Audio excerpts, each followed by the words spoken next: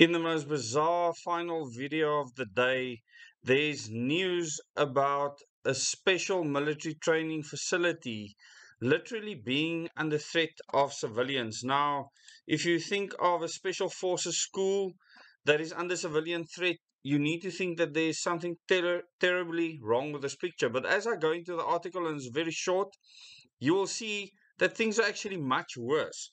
And this is in Defense Web, Special Forces School under civilian threat. And I will put the link to the article as usual in the description below this video, as well as in the first comment. A training facility north of Pretoria, where pre-selection, selection, and ongoing training for and of South Africa's elite special forces operators take place, is under threat from encroaching civilian populations. The Special Forces School at Mariel was one stop on a recent oversight visit by the Parliamentary Portfolio Committee on Defence and Military Veterans to Pretoria and surrounds. What parliamentarians found there was worrying. Acting PC DMV Chair Tabu Mutle is on record as saying there must be a clear decision from the Military Command Council in terms of the land surrounding the base. His comment was prompted by observations and information from Special Forces School senior personnel regarding locals encroaching on the base perimeter, building houses and other structures close to fences. Now, this might sound bad, but further down the article, we'll look at other areas where it's far, far worse. The school, according to a Parliamentary Communications Services statement, highlighted challenges caused by being in close proximity to civilians as theft of electricity cables and destruction of water pipes supplying the school increased. The problems at Mariel are not the first that SA National Defence Force management is facing from unwanted civilian advances on military bases. Now, I would think in any military that's organized, this would not even make the news.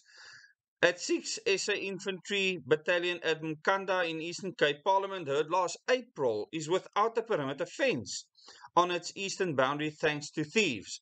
So thieves are allowed to steal a military fence. I don't know how this is possible. When I did my military service, I actually had to walk around with an R5 with no ammunition guarding the fence. They said that the R5 is accurate, throwing it up to 5 meters. This is in addition to a burgeoning informal settlement in Kanini, means squatters have almost unfettered access to the base. How can civilians just have unfettered access to a base? Training area, poaching wildlife, including springbok, blesbok, and kudu. My word, people. Poachers and others traversing or using the training area illegally to access the base for, among others, scrap metal, and this is where it gets worse, are in danger of injury from unexploded ordnance. One incident was reported when an unidentified man took home what was termed a bag of scrap, only to have it explode. The contents were apparently unexploded grenades. No type specified. People, how is this possible? If this is our military, my concern here is not the fact that fences are breached. It's a fact that it's allowed, that we even get to this state. How can you call it a military if this is the case? Another military base with an illegal resident population is Marieville in Gauteng, Far East Rand. Lawyers for human rights took up cudgels on behalf of the squatters, obtaining court orders preventing soldiers from harassing the residents of Happiness Village, the name given to the informal settlements. Commenting on electricity and water problems at Mariel, the PCDMV indicated solar power could assist with power provision, with boreholes while boreholes were suggested as an option to improve water supply. The school was asked to inform the PCDMV in writing, stating exactly the type of support it requires. It looks like, based on this, that the people consider our constitution not important with regards to the defense of the country, and maybe I should study that part of the constitution in more depth to see if a military may even exist over the rights of people to just overrun a military base. Thank you very much for watching this video. It's the final video of the day. I know it's just past 11 o'clock. Thank you to those of you that stuck with me. I made the first video today to say that Double O Days is 2 years old, and we are 2 subscribers away at the moment from that magical 40,000 mark, which is truly incredible.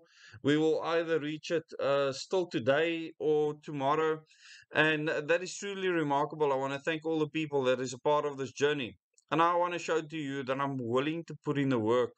Well, are you willing to put in the work with me? And on the 22nd and 26th of July, I will do 13 videos on each of those days. Today, I put out the first video plus another 10. I'll do 13 videos of each of those days because that is what I did in 2020 to get things kickstarted. That is what it took. And at the end of the day, we are all going to have to do what it takes to get the job done. And this is certainly not what's happening with the military right now. And we really need to question our constitution and how it is set up at the moment because it's not working for us. Thank you very much. Have a good weekend, a good night's sleep, until the next video.